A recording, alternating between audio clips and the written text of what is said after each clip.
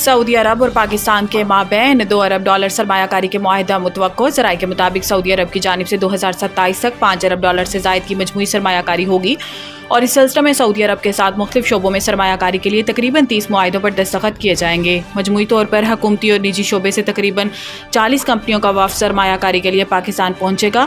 سعودی عرب کے ساتھ زراعت، انفارمیشن ٹیکنالوجی، کنسٹرکشن میٹیریل کے معاہدے پر دستخط ہوں گے۔ سعودی وفد پیٹرولیم کے شعبے اور پاور سیکٹر کے معاہدوں پر بھی دستخط کرے گا۔ علاوہ ازیں food security, meat export, Pakistani rice export کے لیے بھی معاہدوں پر دستخط کیے جائیں گے۔ مائننگ، آئل ریفائنری، ریلوے کے لیے بھی طے شدہ معاہدوں کی پیش رفت کا جائزہ لیا جائے گا۔ پہلے مرحلے میں سعودی عرب سے نجی شعبہ پاکستان میں تقریباً $1 ارب کی سرمایہ کاری کرے گا۔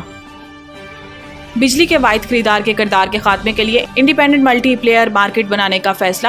وزیر اعظم شہباز شریف کی زیر صدارت کابینہ کمیٹی توانائی کا اجلاس ہوا، جس میں بجلی کی پیداوار اور خریداری کے لیے انڈیپینڈنٹ ملٹی پلیئر مارکیٹ بنانے کی منظوری دی گئی۔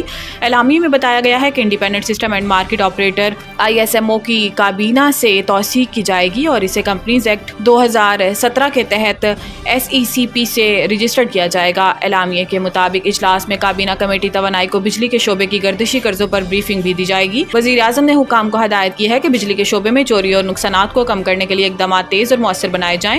بجلی چوری میں ملوث تقسیم کار کمپنیوں کے ملازمین کے خلاف محکمانہ کارروائی کی جائے اور بجلی شعبے کی اصلاحات، چوری کے سدباب کے لیے جدید ٹیکنالوجی کا استعمال کیا جائے۔ 25 اکتوبر تک آئینی ترمیم نہ ضروری ہے نہ مجبوری ہے۔ Bilawal Bhutto, chairman Pakistan peoples party Bilawal Bhutto Zardari نے کہا ہے کہ حکومت چاہے گی کہ آئینی ترمیم 25 اکتوبر سے پہلے ہو۔ 25 اکتوبر تک آئینی ترمیم نہ ضروری ہے نہ مجبوری ہے۔ نجی TV کو انٹرویو میں چیئرمین بلاول بھٹو کا کہنا تھا کہ پیپلز پارٹی چاہتی ہے کہ تمام سیاسی جماعتوں میں اتفاق رائے ہو، چاہتے ہیں سب کے اتفاق رائے سے آئینی ترمیم لائیں۔ بلاول بھٹو نے کہا کہ جسٹس فائز عیسیٰ کے دور میں پہلی بار ہوا، موجودہ چیف جسٹس نے اپنے اختیارات دوسرے جج سے شیئر کیے۔ ہم جسٹس فائز عیسیٰ اور منصور علی شاہ دونوں کا احترام کرتے ہیں۔ انہوں نے کہا کہ پارلیمان میں کہا تھا کہ سب کو مل کر بہتری کے لیے فیصلے لینے چاہیے۔ پارلیمان کی ایسی کمیٹی بنے جہاں سب کی نمائندگی ہو، ساتھ بیٹھنے کا ماحول بناتے ہیں تو PTI کی طرف سے خراب کیا جاتا ہے۔ انہوں نے کہا کہ اگر ہم نے رات کے اندھیرے میں کرنا ہوتا تو ایک دن میں حکومت بناتے، اگلے دن بل پیش کرتے، اگر کسی جج کو فیور کرنا ہوتا تو تاحیات فیور کرتے۔